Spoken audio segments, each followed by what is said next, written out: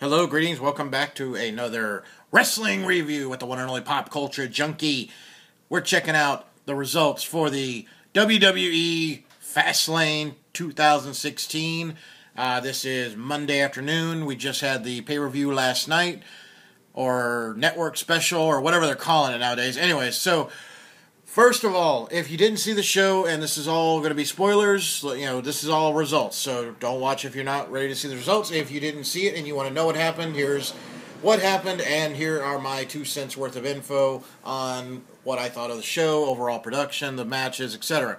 So first of all, biggest complaint of the night, streaming. If you watched that show on the network, you had unbelievable issues with the streaming. This is insanely stupid. Why would they have so much issue?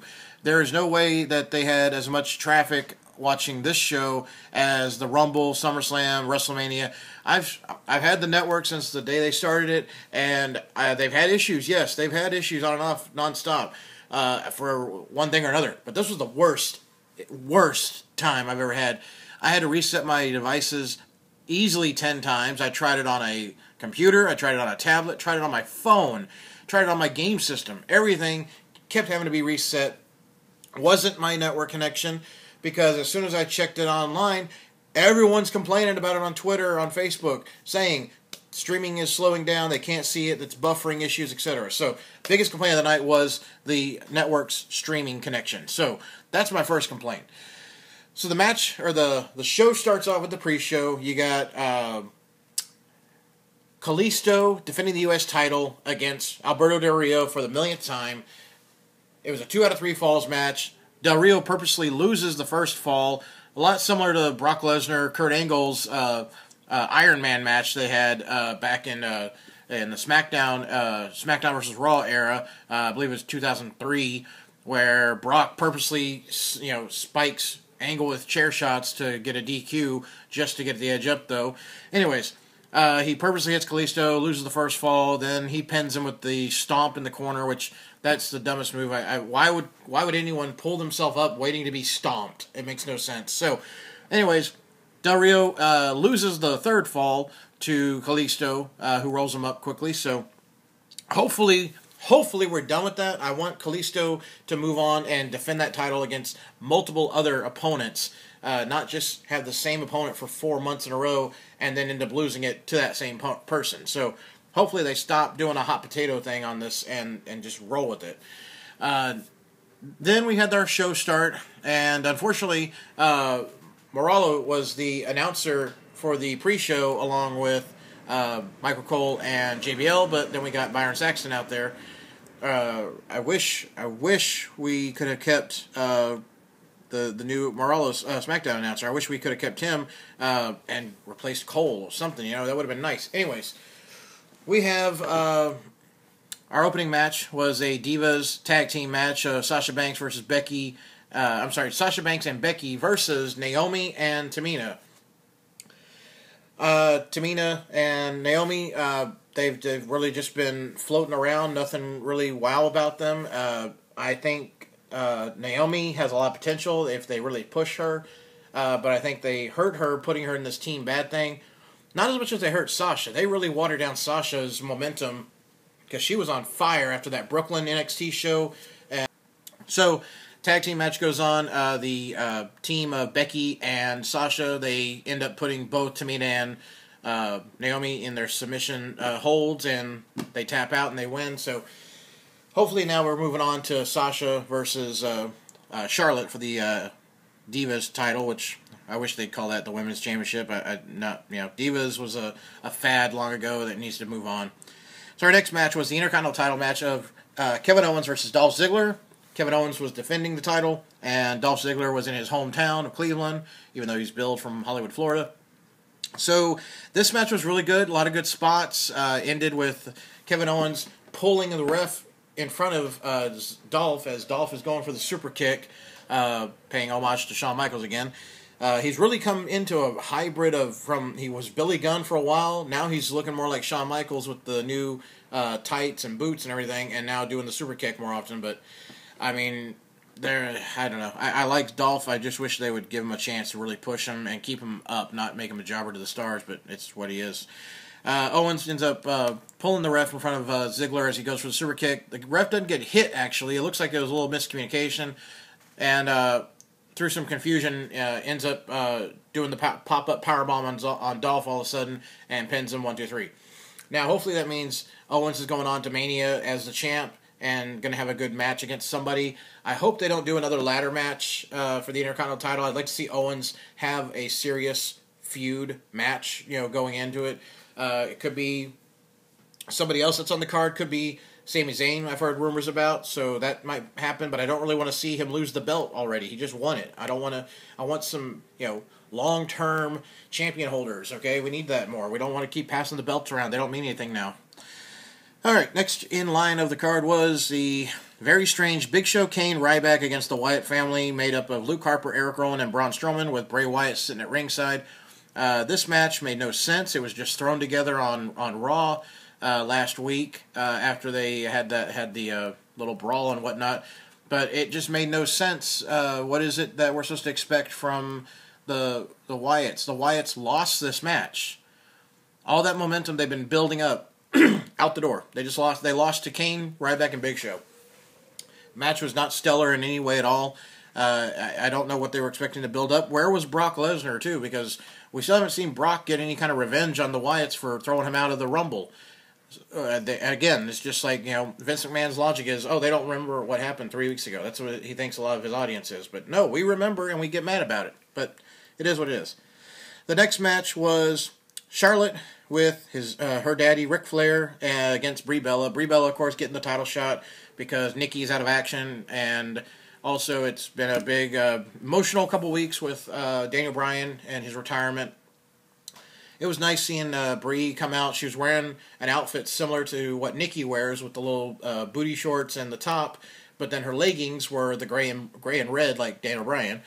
And she's gotten over more because the crowd is chanting yes, and they're doing the yes kicks as she's kicking people. But I'm like, you know what, Brie, you're not a good wrestler. You're not a good wrestler. You don't deliver a good promo. You rely too heavy on scripts, or they rely you to read a script, and you can't read a script. So I just wish this was the last time we see her anywhere in the title picture. I'm thinking she should just go on and live her life with her husband, because there's new divas, there's new women wrestlers, whatever you want to just title them, and they need the time to shine. Bella's been all over the Divas Championship and Women's Championship for the last several years, so I'm ready to move on. All right, so Charlotte defeats Brie with the figure 8 lock after Brie did a very poor job of selling. Brie does a drop kick off the rope, off the turnbuckle, lands on her side. First she grabs her ankle, then she grabs her thigh, her calf, then up to her thigh. It's like, well, where is the pain? Is it shooting up your leg? Is that what you're trying to sell? Because it seems like you just forgot exactly where you were supposed to be selling, and you just started grabbing parts of your leg. She puts Brie puts Charlotte in the yes lock, and it's cinched in. You could have held on and then maybe actually won, which I didn't want to have happen, but for some reason she lets go of the hold, flips around, and puts a single leg crab on Charlotte, who then with her leg strength kicks out, and then immediately slaps on the figure 8, and that's it. So obviously, I didn't have a high expectation of Charlotte losing the title, and I'm glad she didn't. Next match was AJ Styles against Chris Jericho. This was their third match in their rubber match series. AJ won the first one on his first match on Raw, and then Jericho won on SmackDown a week later. Now we had the rubber match, and it's a good one. It wasn't the greatest match, but it was very solid. Very solid. I'd say about a 3 out of 5 star, maybe 3.5 even. Very good match quality. AJ defeated Chris Jericho, not with the Styles Clash, although he did execute the Clash. He's been trying to hit that on people, and he finally hit it. But Jericho kicked out, which I didn't like. I'm tired of people kicking out of finishers. They don't mean anything anymore. Would anyone have ever kicked out of Jake Roberts' DDT? No. Did anyone ever kick out of the Ultimate Warrior's huge slam and such? No. These are things you didn't kick out back in the day. And if you did, you got popped so hard in the backstage behind without cameras around, you never did it again. So Anyways, Styles ends up putting the calf crusher on Jericho. Jericho did an excellent job of selling here. He was in pain. He was crawling, trying to just kick and claw his way out of it, and couldn't get to the ropes, couldn't kick out, and he fought, and then he finally just and then tapped. Very good selling, made it believable. Very good job. So next was a very strange thing. We had the Cutting Edge Peep Show with Edge and Christian, which is always nice to see. They're always entertaining. So they come out to do their Peep Show, Cutting Edge Peep Show talk show with the New Day, who I'm not a big fan of. I think they've done the best with what they've been told to work with. I know a lot of people like them, and that's cool. I'm not a fan. I've kind of gotten tired of them. It's a lot of repetitiveness, and just not a fan. Don't hate me, just don't care for him. I like the talent. I think Big E could be a really great monster heel or babyface, and Kofi has always been a big favorite of mine. I really had high hopes for him back in 2009 when he was getting a little push when they were going to have him go over Orton, but that we saw what happened to there.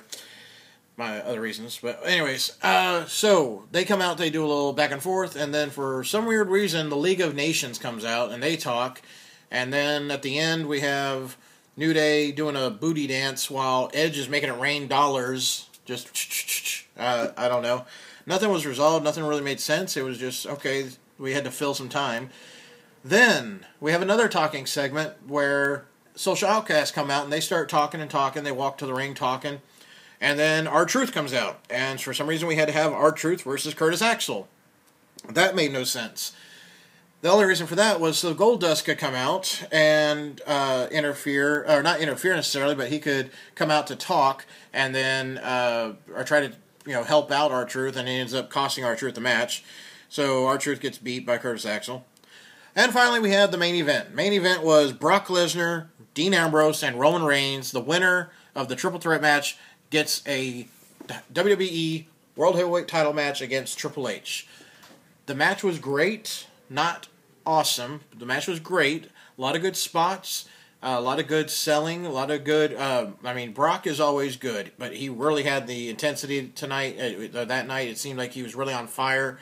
Dean Ambrose is a star that they need to push and get behind. They need to strap the rocket to him and push and go with him. Reigns is not over. Reigns does not have what it takes. He is not a top star. He just is not. He does not have the fans behind him. None of the fans believe him as a top star. It's just a losing battle. However, even with all the hoopla and whatnot that people are booing Reigns and not, they have Brock Lesnar putting Roman Reigns in the Kimura lock. He's about to tap. Dean runs in with a chair, smacks Brock in the back several times, hits him one more time to knock him out of the ring, and just as he turns, he also slams Roman several times with a chair, and as he knocks Brock out of the ring, he goes to turn around to go hit Roman some more, and somehow Roman, he's the new Super Cena, but Cena never did this bad. Roman just hops up, jumps, and runs and spears and pins him, and it's like, yay! And it's like, yeah, you didn't get just, beat on like crazy by Brock and put in the arm bar, and then at the same time, you just got smacked in the back with a chair multiple times. But don't sell that at all. Because within a few minutes, he's standing up, he's arms up in the air, cheering, yay, I just won the match, woo, woo-hoo. Here comes Triple H, and you would think Roman Reigns just did a little 5-minute jobber match and beat Barry Horowitz or something. Because he's just standing there like, okay, it's all good. He was kind of holding his gut a little bit or his side a little bit, but it didn't look anything like a good sell job. But he just is not believable as a worker. So yeah, we end the night with Triple H and Reigns stare down. Triple H holding the belt between the two of them, and you see the banner for WrestleMania hanging above them. And that was our show. So I give the show overall a 5 out of 5. That's my call. You feel different? Leave me some comments below and let me know what your thoughts are. I did not think this was a stellar show in any way. There were a couple of great matches. I definitely liked the Owens and Ziggler match. I definitely got a good kick out of the AJ Styles and Jericho match as well. And there were some spots in the main event that were good. Brock going through 2 announce tables was crazy, and the way Ambrose sold the suplexes that he took from Lesnar were great. He's a scrappy underdog kind of fighter. He doesn't need to be the underdog every time, though. I think Dean Ambrose could be a better, stronger person, a stronger competitor than they make him out to be. I see a little bit of how they're doing, like, they kind of come off as a Mick Foley, where Mick Foley later on would be he's the underdog, no one thinks has a chance. But Dean, I think, can pull it off even stronger. So that's my 2 cents. Okay, so if you saw the pay-per-view, tell me what you thought and share your comments below. And hit that subscribe button because I will be posting more wrestling reviews in the near future. And I thank you for watching. Hope you enjoyed. Take care. And once again, I am the one and only Pop Culture Junkie. If you enjoyed this, hit thumbs up. If you didn't, hit thumbs down. Leave me some comments below. And if you have not done so yet, hit that subscribe button. But make sure you also check me out on Facebook. Go to facebook.com/the Pop Culture Junkie. Take care, guys.